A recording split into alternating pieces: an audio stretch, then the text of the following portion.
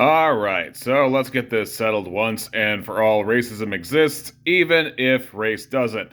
So people say, well, it's just tribalism. Well, racism is a form of tribalism, kind of like how communism is a form of socialism. In some sense, it's just a more hard, extreme form. Racism is a harder version of tribalism, and you can use it along ethnic lines if you want to. You can use it upon phenotype if you want to. You can use it on color if you want to.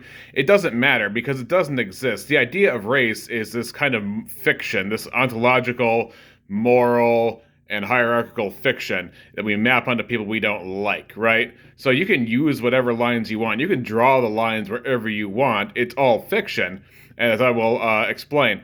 But here's what it is for real. Racism is a specific form of tribalism in which human groups are divided according to perceived lineage, genetic, or inherited traits. And those divisions are used to assert moral, ontological, or hierarchical superiority claims and inferiority claims. In other words, lineage-based grouping plus essentialism. So we have, what is race? Okay, race doesn't exist, right? Race is just something that you use to categorically exclude people based on your feelings, and you come up with this rationale, and that's what you have used in order to discriminate and think of people as lesser than yourselves or as morally inferior and ontologically inferior or hierarchically inferior for some reason. The red herring would be to ask people who don't believe in race, what is race? Okay? That it's a red herring, and it's also burden shifting because it's not up to the people who don't believe that race exists to prove that race exists or to tell you what it is.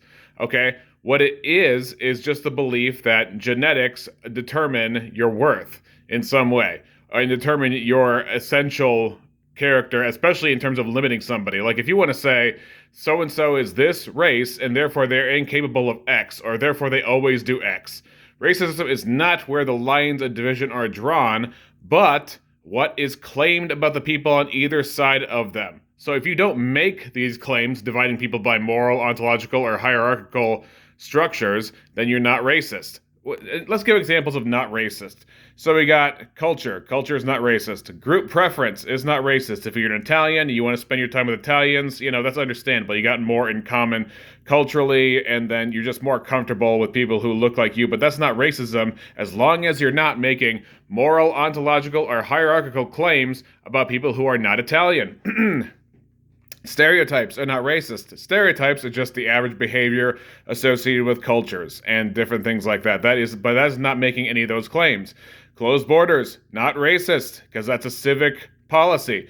Noticing physical differences, also not racist. You see physical differences all the time, and otherwise you wouldn't have the ethnic, phenotype, or colorism kind of divisions. Now, colorism, real quick, colorism, if you're not familiar, is the idea that exactly what it says. The kind of color you are, like if you're black, you might say, this person's a red bone, meaning dark black, and this person's a yellow bone, meaning light black, or kind of mixed, or something like that. Phenotype, of course, is where people say Asian, Caucasian, black, Latino, all those sorts of things. People map race onto that and say that's race. And people say ethnicity. So ethnicity would be like Puerto Rican versus Mexican. They're both Latinos, but there's ethnic division. But anyway, none of those necessarily make moral, ontological, or hierarchical claims along this list, though they have to violate at least one of these in order to be racist, saying that your lineage, your bloodline, has made you morally, ontologically, or hierarchically inferior for some reason. So we got that. Tribalism can exist without moral hierarchy. Racism cannot.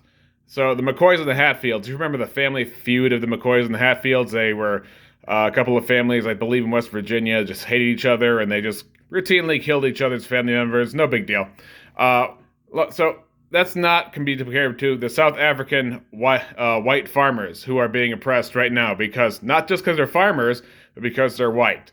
And also the term white fragility.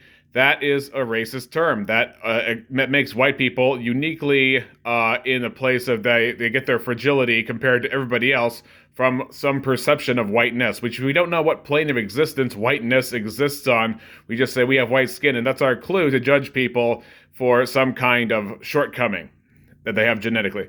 So look at trans ideology. They can say a woman is a man who likes to cross-dress. Well, obviously that doesn't map onto reality. Same thing with race. You know, what is it? If we can't ask what a gender is, can't ask what a woman is, you can't. What is their race? You can't ask that. Well, guess what? Transgender ideology is false. Transitioning doesn't exist. Trans people don't exist. People who claim to be trans and people who think they're trans exist, but trans people don't actually exist.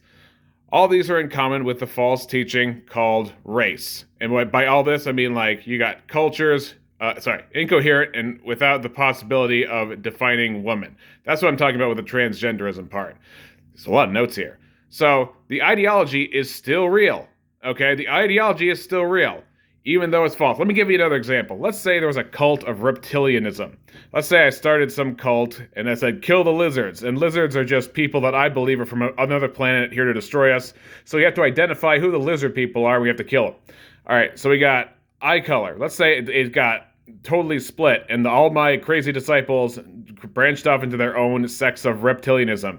Some say it was eye color reptilianism. We identify reptilians by their eye color. And then another one who split off says hair color reptilianism. We can tell who the reptilian is by their hair color. And then we got attached earlobe reptilianism. If you're attached earlobes, you're a reptilian. Now, these are all equally false. They're all nonsense, and they're still consequential to real life. I mean, you can look at the Pizzagate thing. That didn't happen. And people still got affected by that, by the guy who showed up at the pizza place with a shotgun. So racism exists absent of coherent definition of race, because it's possible to believe something false, and that is unprovable, and yet it still have a real impact in life. So let's go over some objections. Objection 1. How do we combat this? If we keep talking about it, kind of like the Morgan Freeman objection, we have to stop talking about it. So the answer is the gospel of Jesus Christ. That puts people on the equal plane that they are already on. And arguments that are convincing. These arguments are not convincing to say racism doesn't exist if no one can define what it is. Sorry, racism is a belief system. Belief systems can exist and be false at the same time. 2. If race doesn't exist, then people can't hate it. Answer. If I can be hated for a crime I didn't commit, the mistake doesn't erase the cause or the threat. False ideas can invite hate or invoke hate. See, I can't even write. I can read, I just can't read what I write. Objection 3. It's not racism, it's tribalism. False dichotomy. Answer. It's a subset of tribalism as defined above. Right up here, okay? It just means that we're not tribalistic because you're from Boston and I'm from New York. That's not a moral, ontological, or hierarchical claim. That's just mere rivalry. That's different than having some kind of division saying your bloodline defines you or limits you or puts you in some subcategory below somebody else. Objection 4. They don't hate black people because they're black. They hate crime. So when they think of black people, they think of crime. And if they think of crime, they think of black people. Okay, answer. This is essentialism tied to perceived lineage, which is racism. That's the whole thing here. Racism, it's not the same thing as race, but if you make these claims, that's racism. So this definitely is racism. What if I hate rats? Now, there was a group of people who are once compared to rats. Now, if I say, well, I don't hate people X because I hate rats, I hate rats, therefore I hate people X. What you're saying is people X are rats. What you're saying is, in this case, black people are criminals, if that's your claim, right? That's an essentialist claim. So if I say, oh, I don't hate people group X, I just hate crime, or I just hate this disgustingness, or I hate rats, or something like that, that's still racist. That's still racist because you're saying that the cause of you hating somebody else is something that's real that has to do with them. You're making them into, well, this person is the embodiment of crime, or this person is the embodiment of a rat, but it's not racist because I hate something else. Sorry, that doesn't make any sense. You're making an essentialist claim.